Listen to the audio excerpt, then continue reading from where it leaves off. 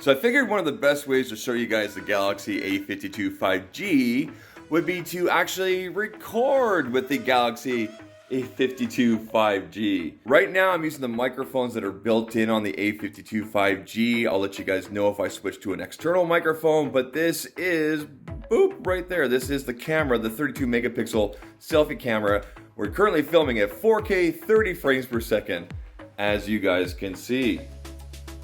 And now I'm using an external microphone hooked into the A52 5G. This is the Deity D3 Pro. You can see it just hooks into the side there, and we come back around and we're plugged in there in this nice little rig right here. Very easy to use for vlogging, and as you guys can hear, sounds a lot better, picks up a lot better. Away we go. All right, so let's head outside and talk a little bit more about this right here, the Galaxy A52 5G. Now, before we get too far into the review here, I need to let you know that this is a review unit sent out by Samsung to me for the purposes of, well, of this review. There's no compensation, no expectations. They're seeing this video at the same time as you. So thanks again to Samsung for sending this out. So let's first talk about the specs of this device. Let's just kind of get it out of the way. The device has a 6.5 inch flat display, Infinity O display cutout at the top there.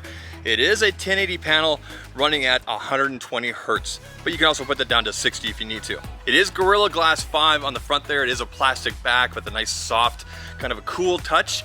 800 nits of brightness there on the screen, nice and bright. Now the device only comes in one color. They call it Awesome Black, but depending on where you are in the world, you can also get in a variety of different colors. The device also comes with 128 gigabytes of storage, which you can expand by throwing an SD card in there. Really nice feature to have there, as well as 6 gigabytes of RAM underneath the hood there to power it, and a Snapdragon 750G processor. There is an optical fingerprint sensor underneath the screen there for unlocking and for security, and you're also going to get 4,500 milliamps of battery power on there. I'm happy to say I've been getting all day, sometimes a day and a half of power, you know, with this device. As for the camera system on the back there, you're going to have a 64 megapixel wide sensor, followed by a 12 megapixel ultra wide, a 5 megapixel macro camera, and a 5 megapixel depth sensor. The selfie camera is a 32 megapixel, along with HDR, 4K 30 support, 1080p, all that kind of good stuff. As for video on the main shooter, you can shoot up to 4K 30, 1080p, 3060. There is optical image stabilization, all that kind of good stuff, as you guys can see here. Now, as for the build quality, it is a plastic back. Say what you will about that. Samsung had to make some cuts here and there in order to get the price down. We'll talk about the price a little bit here as well. But you got a plastic back. You got basically aluminum railings there, metal railings.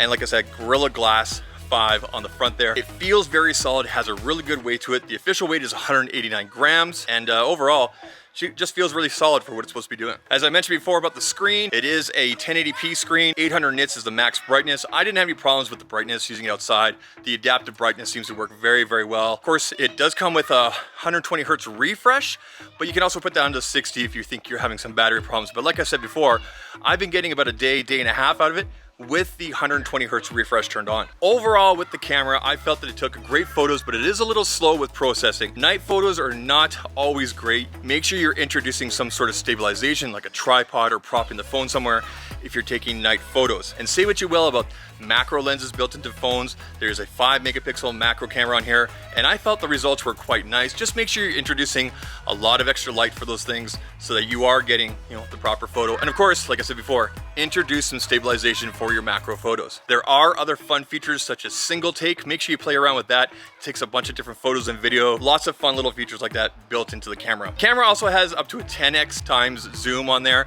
I would recommend that you introduce some stabilization. Again, tripod, propping the phone, whatever, when you go above 7x. Otherwise, you are going to get some blurriness, some artifacting and whatnot. But overall, still very good once you introduce that. You can see here with the hyperlapse, it came out really cool.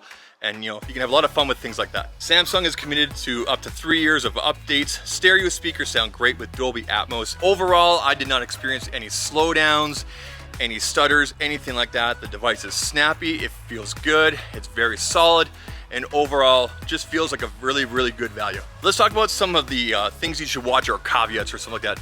I'm not sure if this will be a big deal for a lot of people, but I'll let you know about it anyway. There is no wireless charging, so Samsung did take out the wireless charging in order to bring the price point down. As well, I did find that the optical in-display fingerprint sensor was a little bit slow, but again, not a big deal. I was using the face unlock most of the time. And overall, the camera has been really, really great.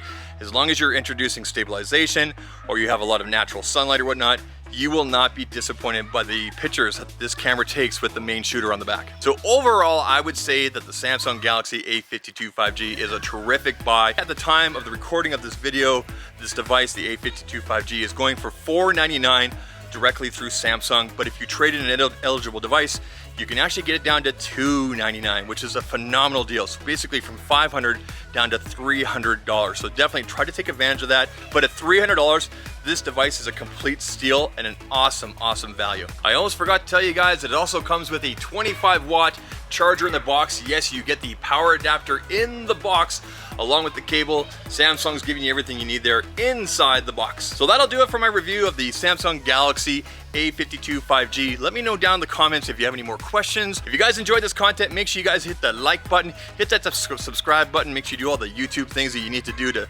get notified and all that kind of stuff. And I'll catch you guys in the next one. Take care. Cheers.